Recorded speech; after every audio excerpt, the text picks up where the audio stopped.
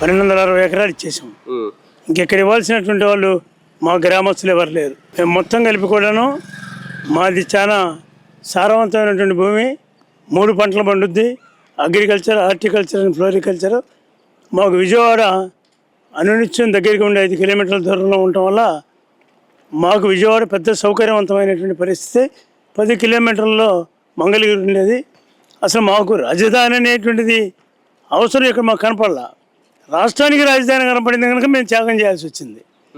అందుకని ఇక్కడ అప్పటికే నేషనల్ హైవే ఏర్పడ్డాక కరకట్ట మీద రోడ్డు సదుపాయం వచ్చిన తర్వాత పంటలు చక్కగా పండి ఎవరు బ్రతుకుతారు వాళ్ళు ఎలబుచ్చేటువంటి పరిస్థితుల్లో ఈ టైంకి రైతాంగం అంతా కూడా నాతో సహా స్వచ్ఛందంగా ఇవ్వటానికి కొంచెం మేము దిగ్భ్రాంతి చెందాల్సిన పరిస్థితి వచ్చింది. మాకున్నటువంటి బ్రతుకు తెరువు పోతుంది అనేటువంటి మా ఆలోచన.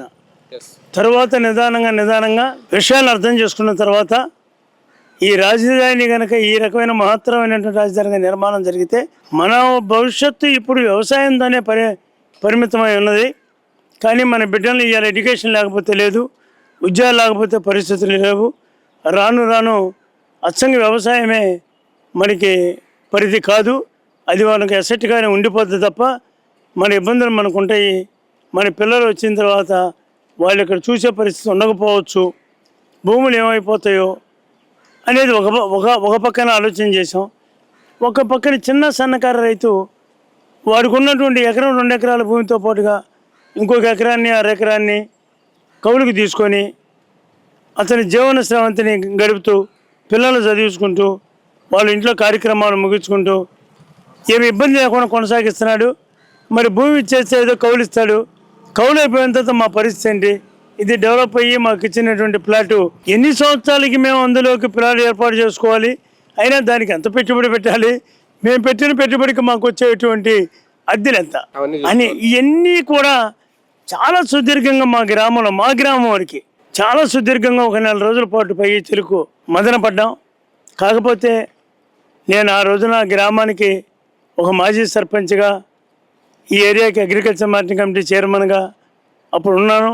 ఈ క్యాపిటల్కి ల్యాండ్ పూలింగ్ సిస్టంలో ఉన్నటువంటి రైతు కమిటీలో కూడా 4గురిలో కూడా ఒక ప్రధాన భూమిక పోషిస్తాను కనుక అందరినీ సమన్వయం చేసుకుంటూ పెద్ద చిన్న సన్న రైతులు మొత్తం కూలీలు కూడా కలిసి చివరాఖరికి ఇది అన్ని గ్రామాలు ఇచ్చేశారు.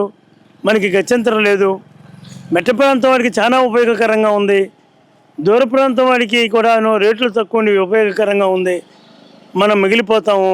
అందుకని ఆలోచిద్దామని చెప్పేసి మేము ఉన్నప్పుడు ముఖ్యమంత్రి గారు మమ్మల్ని ప్రత్యేకంగా జరీబు భూములు ఉన్నటువంటి 4-5 గ్రామాల రైతుల్ని మా యొక్క ఉద్యమం వలన వాళ్ళని కూడా పిలవటం, అందరం కలిసి హైదరాబాద్ వెళ్ళటం, ఆయనకి ఇక్కడ ఉన్నటువంటి పరిస్థితులు, భూములు, సారవంతము, మా పంటలు, మా ఆదాయ వనరులు ఇవన్నీ కూడా ఆయనకి చెప్పిన తర్వాత మాకు ప్యాకేజీ అన్నా పెంచండి కనీసం అని కోరితే మేము 300 ప్యాకేజీ కోరితే ఆయన 150 ప్యాకేజీ ఇచ్చారు. ఏది ఏమైనా ఇది తప్పని పరిస్థితి అనుకున్నాం. అప్పటికే జనవరి 1వ తారీఖు 9.1 అంటే నోటిఫికేషన్ ఇచ్చారు ల్యాండ్ పూలింగ్కి. ఫిబ్రవరి 28 తోటి ఆ ల్యాండ్ పూలింగ్ నోటిఫికేషన్ కంప్లీట్ అవుతూ ఉంది.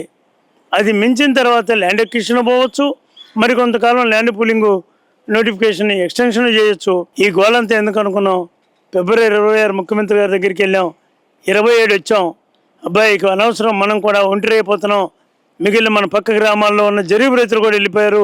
ఎందుకంటే వాళ్ళకి మెట్ట ప్రాంతం ఎక్కువ ఉంది, వాళ్ళకి లాభం కనపడతా ఉంది. మన ఊరికి మట్ట ప్రాంతం 200 ఎకరమే ఉంది, మనకి 1000 ఎకరం జరీబు ఉంది, మనకు నష్టం కనపడతా ఉంది, మనం ఒంటరిలం అయిపోయామనేటువంటి అభిప్రాయంతో మీటింగ్ వేసుకొని అప్పటికప్పుడు అదే రోజు 10 కౌంటర్లు పెట్టించి 1000 ఎకరాల భూమిని మేము ఒక్కరోజుని ఇచ్చినటువంటి పరిస్థితి. జరీబు భూములకి మొదటి నుంచి ఇచ్చినటువంటిది మెట్టకు 30,000, జరీబుకి 50,000, 10% ఎవ్రీ ఇయర్ పెంచుకుంటూ వస్తే మొన్న 10 సంవత్సరాలు పూర్తి అయ్యేటప్పటికి జరీబుకు 95,000 రూపాయలు, మెట్టకు 57,000 రూపాయలు సంపూర్ణమైంది.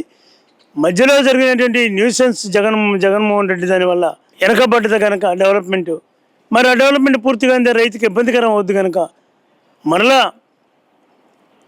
చంద్రబాబు నాయుడు గారు మరొక 5 సంవత్సరాల కాల పరిమితికి దెబ్బతిన్న 5 సంవత్సరాల కాల పరిమితికి ఇస్తానని చెప్పాడు. అయితే 10% అనేది పెంచకుండా ఆ 95,000 జరీబు వాళ్ళకి, 57,000 మెట్ట వాళ్ళకి కంటిన్యూగా ఇస్తాననేటువంటి చెప్పాడు. దాని ప్రకారంగా ఇస్తూ ఉన్నారు.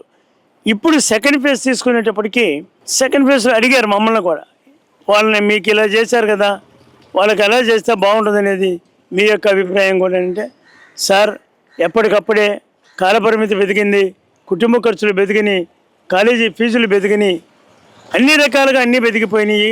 కుటుంబాలకి మరి జీవనోపాధి కావాలి అని అంటే ఇంకొక 10,000 మినిమం వాళ్ళకి పెంచాల్సిన అవసరం ఉందనేది నేను సలహా ఇవ్వడం జరిగింది. నన్ను అడిగితే మినిస్టర్స్ కమిటీ వాళ్ళు అలాగే 50,000 అడుగుతున్నారు కదా, మనం 30 ఇస్తున్నాం, 40 చేయండి అన్నాము.